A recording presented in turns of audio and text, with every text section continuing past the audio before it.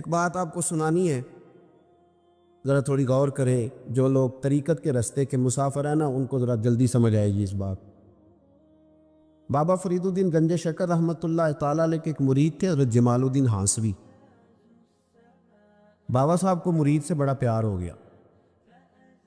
وہ ہانسا کے رہنے والے بابا صاحب پاک پتن کے، تو وہ بیچارے اکیلے بھائی تھے، والد بھی فوت ہو گیا تو ماں بوڑھی تھی. بابا صاحب نے ان سے کہا کہ تو پاک پتن آ جا. کہنے لگے حضور ماں نہیں اجازت دیتی، اگر آپ کہتے ہیں تو آ جاتا ہوں.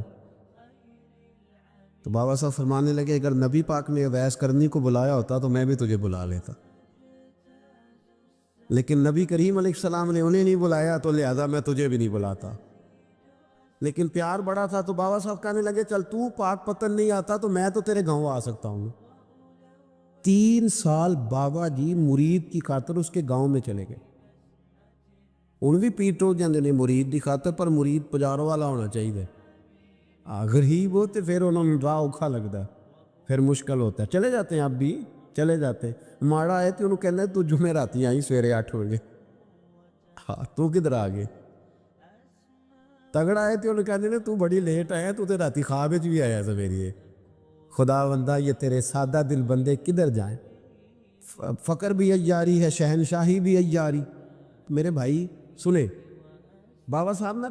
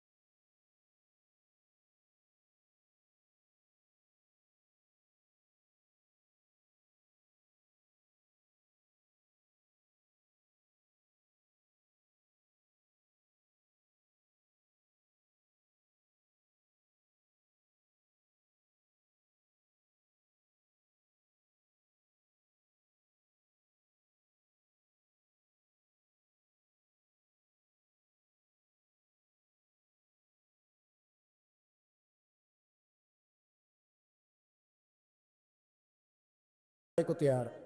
اس نے جب یہ بات کی تو مرید نے ناراض ہو گیا, وہ لڑائی ہو گئی, گریبان پکڑ لیا, جھگڑا ہوا, بات بڑی دور گئی. اس طرح کی بات کرتا میرے حضرت کے بارے میں, تیرے جیسے کہیں میں وہاں کام پہ رکھا دوں. جب وہ بڑی بحث ہوئی, بات محلے میں علاقے میں پھیل گئی, دنیا نے سن لی تو شیخ شرف الدین تک بھی پہنچ گئی. اس طرح جھگڑا ہوا ہے. لوگ سو گئے عشاء کی نماز کے بعد. حضرت صاحب نے نا سر پہ کپڑا لیا, اس عیسائی کے دروازے پہ دستک دی. وہ باہر آیا, فرمانے لگے لوگ تو سوچ سمجھ کے ملازم رکھتے ہیں, تو نے بھی تو سوچ ہی لیا ہوگا, تبھی تو مجھے آفر کی ہے. تو اپنی آفر پہ قائم ہے؟ واقعی مجھے رکھ لے گا اور 6000 دینار دے دے گا؟ کہنے لگا جا بابا کام کر اپنا. فرمایا نہیں, تو نے اتنے لوگوں میں بات کی, اتنی بحث ہوئی, تو قائم ہے؟ کہنے لگا میں تو قائم ہوں, پر آپ نے نہیں قائم رہنا. فرمایا میں سوچ سمجھ کے آیا.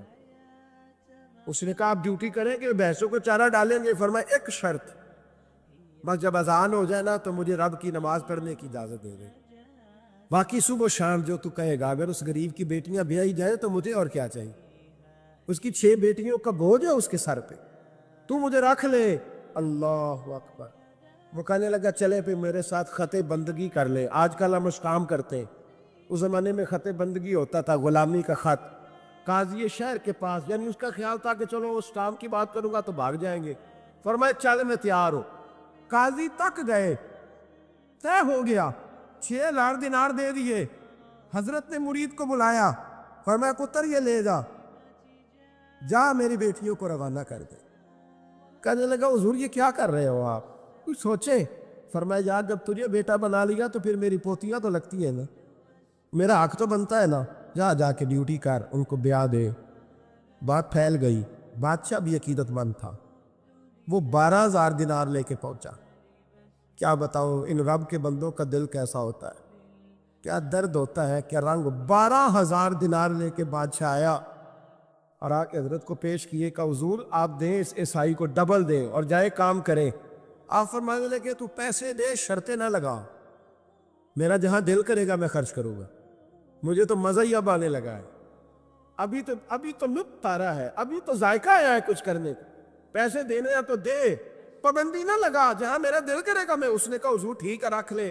حضرت نے فجر مسجد میں پڑھی, جیب میں 12000 دینار تھے. اعلان فرمایا بھی کسی اور کی بیٹی بھی بیٹھی ہے تو پیسے میرے پاس ہے.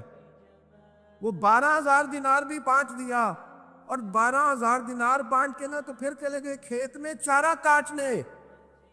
اس عیسائی کو کسی نے بتلایا کہ ان کے پاس تو 12000 آیا ہے, پر تجھ سے جان نہیں چھڑائی انہوں نے. جب وعدہ یہ ہوا تھا کہ 6 دیں گے تو جائیں گے, جب تک دیں گے نہیں تیرے گھر میں کام کریں گے. وہ نا چارہ کاٹ رہے تھے. حضرت صاحب تو وہاں پہنچ گیا, دور جا کے کھڑا ہو گیا. کہنے لگا بابا پہلے تو میں نے مسلمانوں کے اخلاق سنے تھے, اب تو میں نے دیکھ بھی لیے, پر یہ بتا جب 12000 آیا تھا جان کیوں نہیں چھڑائی؟ تو حضرت چارہ کاٹتے کاٹتے رو پڑے. فرمانے لگے تو نہیں نہ جانتا, یہ بیٹیاں سانجھی ہوتی ہیں, پتہ نہیں نا. میرے رسول پاک نے تو حاتم تائی کی بیٹی کے سر پہ کپڑا رکھ کے کہا تھا بیٹیاں برابر ہوتی ہیں. تو یہ نہیں پتا جب اس کی 6 بیٹیوں کی شادی ہوئی ہے میرے اندر روحانیت کتنی بڑی ہے. فرمایا پھر 12000 آیا ہے تو 2-4 بچیاں پھر گئی ہیں. یہ نہیں پتا میں اندر سے راضی کتنا ہوں, میں تیری نوکری کرتا رہوں گا, پتہ نہیں اللہ کتنی بیٹیوں کو بیاہ دے گا. اتنا رویا, وہ عیسائی کے پیروں میں بیٹھ گیا. کہنے لگا بابا میں نے تیری مخالفت کی ہے, پر تیرے قریب آ کے پتہ چلا ہے تو بہت اونچے اخلاق کا مالک ہے, اور اگر تیرا یہ مقام ہے تو تجھے اخلاق سکھانے والے محمد عربی کی شان کتنی ہے گی. امام مالک کے پاس ایک بندہ آیا, اس نے کہا حضور میں درزی ہوں, ایک ظالم بادشاہ مجھ سے کپڑے سلواتا ہے, میں تو ظالموں کا مددگار نہیں نا. ایک ظالم بادشاہ مجھ سے, حضور میں تو مددگار نہیں نا ظالموں کا, جو فرمایا ظالموں کا مددگار بھی ظالم ہوتا ہے, تو کپڑے لے کے آتا ہے میں سی کے دے دیتا ہوں, ذمہ داری نہیں. یہ ایک آدمی دکاندار ہے, اس سے کوئی بندہ چیز خریدنے آئے گا تو تھوڑی کہے گا میں نے نہیں دے دی, تو دے گا. کوئی بندہ اگر کسی شخص سے کوئی کام کہتا ہے جو اس کی فیلڈ ہے, اس کا شعبہ ہے, اس کا معاش کا وہ سلسلہ ہے, کہتے ہیں یا رسول اللہ صلی اللہ علیہ وسلم ظالموں کا مددگار بھی ظالم, حضور نے فرما دیا. تو امام مالک سے بندے نے مسئلہ پوچھا, دل کی تختی پہ لکھنے والی باتیں ہیں. کہا حضور میں درزی ہوں, ظالم کپڑے سلواتے, میں تو مددگار نہیں نا. امام صاحب کہنے لگے نہیں، مددگار تو وہ ہوگا جو تجھے سوئی دھاگا فراہم کرے گا، تو تو پورے کپڑے سی کے دیتا ہے، تو تو خود بہت بڑا ظالم، تو پورے سوٹ سی کے دیتا ہے، تو بہت بڑا ظالم خود ہے۔ مددگار تو وہ ہوگا جو تجھے دھاگا دے گا، جو تجھے بٹن دے گا، جو تجھے نلکی دے گا، جو ظالم سے اتنی نفرت ظلم کر کے بنتا ہے۔ یہاں تو ہمارے زمانے میں ہیرو بن جاتے ہیں لوگ، ظالم ہیرو ہے، لوگ اس سے ڈرتے پھرتے گھومتے پھرتے، اور بہت سارے کم مزاج لوگ اس کے پیچھے ہاتھ باندھ کے پھرتے ہیں۔ ظالموں کی مدد کرنا، ظالموں کے ساتھ رہنا، یہ ظلم ہے، ظلم، یہ زیادتی ہے۔ میرے نبی پاک صلی اللہ تعالی علیہ وآلہ وسلم نے ارشاد فرمایا، یاد رکھو رب فرماتا ہے میں مظلوم کی مدد ضرور کروں گا، چاہے جلدی کروں چاہے دیر سے کروں، میں مظلوم کی مدد۔ اور حضور صلی اللہ علیہ وسلم نے فرمایا ہے، حضرت معاذ بن جبل کہتے ہیں حضور نے مجھے یمن کا گورنر بنایا، جب میں جانے لگا نا تو حضور نے بڑی نصیحتیں کی، بخاری میں موجود ہے، فرماتے جب میں پلٹنے لگا تو میرے رسول نے فرمایا معاذ ایک منٹ ٹھہر جا، ایک بات میری یاد رکھنا، اس کو نہ بھولنا۔ کہا حضور کیا؟ فرمایا دیکھنا کسی پہ ظلم نہ کر بیٹھ، کہیں تجھ سے زیادتی نہ ہو جائے۔ محبوبہ پھر حضور نے فرمایا سن میرے معاذ، میں تجھے گورنر بنا رہا ہوں، زیادتی نہ کر بیٹھنا۔ یا رسول اللہ صلی اللہ علیہ وسلم کیا ہوتا ہے؟ تو میرے کریم نے فرمایا جب مظلوم دعا کے لیے ہاتھ اٹھاتا ہے تو عرش کا مالک کہتا ہے فرشتوں پیچھے ہٹ جاؤ، عرش کا مالک کہتا ہے فرشتوں پیچھے ہٹ جاؤ، دروازے کھول دو۔ فرمایا مظلوم اور رب کے درمیان شے حائل کوئی نہیں۔ بڑے غور کے ساتھ سورہ مومنون کی ان ابتدائی آیات پر غور کرنا چاہیے۔ رب فرماتا ہے قد افلح المؤمنون، تحقیق مومن کامیاب ہو گئے۔ کون سے مومن؟ الذین ہم فی صلاتہم خاشعون، وہ جو اپنی نمازوں میں گڑ گڑانے والے ہیں، خشوع کے ساتھ، عاجزی کے ساتھ، انکساری کے ساتھ، ذوق کے ساتھ نماز پڑھنے والے ہیں۔ والذین ہم عن اللغو معرضون، اور وہ جو بیہودہ باتوں سے منہ پھیرنے والے، لغویات سے اپنا رخ پھیرنے والے، سنجیدہ لوگ۔ پھر ارشاد فرمایا والذین ہم للزکاۃ فاعلون، جو زکوٰۃ دینے کا کام کرنے والے ہیں۔ پھر فرمایا والذین ہم لفروجہم حافظون، اور وہ لوگ جو اپنی شرمگاہ کی حفاظت کرنے والے، اپنی شرمگاہ کی حفاظت کرنے والے، الا علی ازواجہم، مگر یہ کہ اپنی بیویوں پر، او ما ملکت ایمانہم، یا اپنی شرعی باندیوں پر۔ اس زمانے میں جو لونڈی خریدی جاتی تھی اس سے بھی وطی کرنا جائز تھا، اگرچہ اب لونڈیاں موجود نہیں ہیں تو یہ فعل بھی موجود نہیں، سوائے اپنی بیویوں پر یا شرعی باندیوں پر۔ فإنہم غیر ملومین، فرمایا جو یہ کام کرے اس پر کوئی ملامت نہیں ہے، اپنی بیوی کے پاس شرعی طریقے سے جائے یا باندی کے پاس جائے۔ فمن ابتغى وراء ذلك، اور جو آدمی اس کے بعد اس حد سے بڑھے، اس کے سوا کچھ اور کرے جو بندہ، فرمایا فاولئک هم العادون، یہ لوگ حد سے بڑھنے والے، جو لونڈیوں اور باندیوں کے علاوہ، اپنی بیویوں کے علاوہ کسی اور جگہ گندگی کریں، یہ حد سے بڑھنے والے، حدوں کو کراس کرنے والے لوگ ہیں۔ پھر ارشاد فرمایا والذین هم لاماناتہم وعہدہم راعون، اور وہ جو اپنی امانتوں اور اپنے وعدوں کی رعایت کرتے ہیں، امانتیں ادا کرتے ہیں، وعدے پورے کرتے ہیں، اور وہ لوگ جو اپنی نمازوں کی حفاظت کرنے والے ہیں، جن میں یہ خوبیاں آ گئیں۔ میرا رب فرماتا ہے نماز میں خشوع وضو حاصل ہو گیا، فضولیات سے بچ گئے، زکوٰۃ ادا کرنے والے بن گئے، شرمگاہ کی حفاظت کرنے والے بن گئے، امانتیں عہد پورے کرنے والے بن گئے، اپنی نمازوں کے محافظ ہو گئے۔ اللہ اکبر، قربان جائیں۔ مالک فرماتا ہے اولئک هم الوارثون، یہی لوگ تو وارث ہیں۔ یا اللہ کس چیز کے؟ فرمایا الذین یرثون الفردوس، یہ لوگ جنت کے وارث ہیں، یہ جنت کے وارث ہیں یہ لوگ، ہم فیہا خالدون، اور فردوس سے، جنت سے نکالے نہیں جائیں گے، ہمیشہ ہی جنت میں رہیں گے۔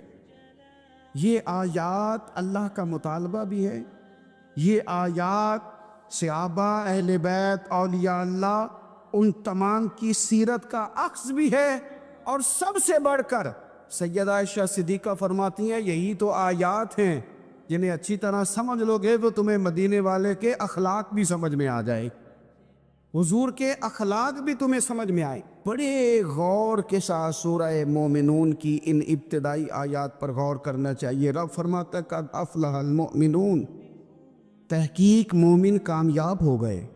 کون سے مومن؟ الذین ہم فی صلاتہم خاشعون، وہ جو اپنی نمازوں میں گڑ گڑانے والے ہیں، خشوع کے ساتھ، عاجزی کے ساتھ، انکساری کے ساتھ، ذوق کے ساتھ نماز پڑھنے والے ہیں۔ دیکھیں قرآن نے یہ نہیں کہا شروع میں کہ وہ لوگ اپنی نماز پابندی سے پڑھتے ہیں، بلکہ فرمایا وہ نمازوں میں عاجزی کرتے ہیں، وہ نماز میں خشوع کرتے ہیں، خضوع کرتے ہیں۔ نماز ہم بھی پڑھتے ہیں، ڈھیر سارے لوگ ہیں جن کا یہ مطالبہ ہے کہ میرا نماز میں دل ہی نہیں لگتا۔ پہلی بات تو یہ ہے کہ دل نہ بھی لگے تو نماز پھر بھی پڑھنی ہے، اور دوسری بات یہ کہ دل لگانے کو بھی تو کچھ انسان کے پاس چیزیں ہونی چاہیے نا، کوئی ضروریات ہوتی ہیں۔ سب سے پہلی بات یہ کہ مسئلہ نماز کا نہیں، مسئلہ اہمیت کا ہے۔ آپ نے اللہ تبارک و تعالیٰ کی ذات کی، رب کریم کے جلالت کی جتنی زیادہ اہمیت اپنے دل میں محسوس کر لی، اتنا ہی نماز کی طرف توجہ آپ کی بڑھ جائے گی۔ آپ سادی سی مثال ہے، غور کر لیں، جتنا آپ اپنے استاد کو پروٹوکول دیتے ہیں، جتنی عزت کرتے، اتنا ہی وقت پہ آپ ان کے پاس پہنچ بھی جاتے۔ اگر آپ کے دل میں اہمیت نہیں ہے تو آپ ٹال دیں گے، اور جس استاد کی اہمیت ہے اس کے فون کی گھنٹی بجتے ہی فون بھی اٹھایا جائے گا، اور بات پوری مکمل بھی نہیں ہوگی تو کہا جائے گا جیسے آپ کہیں گے، اور جو وقت وہ دیں گے ان سے 10 منٹ پہلے پہنچنے کی کوشش بھی کی جائے گی۔ بس سمجھ لیں دل لگنے نہ لگنے کا مسئلہ نہیں، اہمیت کا مسئلہ ہے۔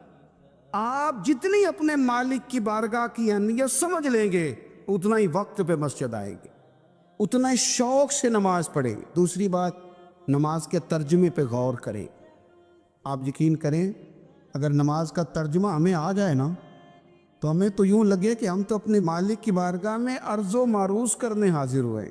یہ سورہ فاتحہ ہی دیکھ لیں آپ، حضور فرماتے ہیں، رب فرماتا ہے سورۃ فاتحہ آدھی میری ہے آدھی میرے بندے کی ہے۔ جب اس نے کہا الحمدللہ رب العالمین الرحمن الرحیم مالک یوم الدین ایاک نعبد و ایاک نستعین، جب یہاں تک وہ لفظ کہتا ہے تو یہ حصہ میرا تھا، اس نے اپنے رب کی تعریف کی، اور جب کہا نا اس نے اہدنا الصراط المستقیم، اب بندے نے التجائیں شروع کر دی۔ اس نے کہا کہ مالک بھی تو ہے، رحمان بھی تو ہے، رحیم بھی تو ہے، عبادت بھی تیری کرتے ہیں تو مدد بھی تو تجھی سے مانگنی ہے نا، اب مہربانی فرمانا اہدنا الصراط المستقیم، ہمیں سیدھا راستہ دکھا دے، صراط الذین انعمت علیہم، ان لوگوں کا راستہ دکھانا جن پر تو نے انعام کیا ہے، غیر المغضوب علیہم ولا الضالین، ان کے راستے پہ نہ چلانا جن پر تیرا غضب ہوا، جو گمراہ ہو گئے ان کے راستے۔ تو نماز میں جب ترجمے پر آپ کا غور ہوتا ہے تو آپ کا تو دل خود بخود لگ جاتا ہے، شوق پڑ جاتا ہے آپ کا۔ تو اتنی چیزیں ہم زندگی میں یاد کرتے ہیں، تو اگر ترجمہ بھی نماز کا یاد کر لیں اور پھر شوق سے پڑھیں تو آپ یقین کریں طبیعت کھنچی چلی آئے گی۔ ہمارے یہاں کچھ لوگ نماز پڑھتے ہیں پر بڑی لاپرواہی سے پڑھتے ہیں، کبھی ادھر دیکھتے ہیں کبھی ادھر دیکھتے ہیں، کبھی بال سہلاتے ہیں۔ وہ میں نے دیکھا ہے سجدے جا رہے ہیں تو سیانے سیانے بندے کبھی کپڑے کو چھیڑ رہے ہیں، کبھی جگہ کو چھیڑ رہے ہیں۔ میرے نبی کریم صلی اللہ تعالیٰ علیہ وسلم نے فرمایا ان لوگوں کا کیا حال ہے جو اپنی نماز میں نظریں آسمان کی طرف اٹھاتے ہیں، رکوع سے اٹھے تو اوپر دیکھنا شروع کر دیا، کیا حال ہے ان کا۔ اور پھر حضور نے ایک موقع پر تو سختی فرمائی، فرمایا جو نماز پڑھتے اپنی نظریں آسمان کی طرف اٹھاتا ہے وہ باز آ جائے، ورنہ ایسا نہ ہو کہ رب اس کی آنکھیں ہی چھین لے، وہ باز آ جائے اس کام سے۔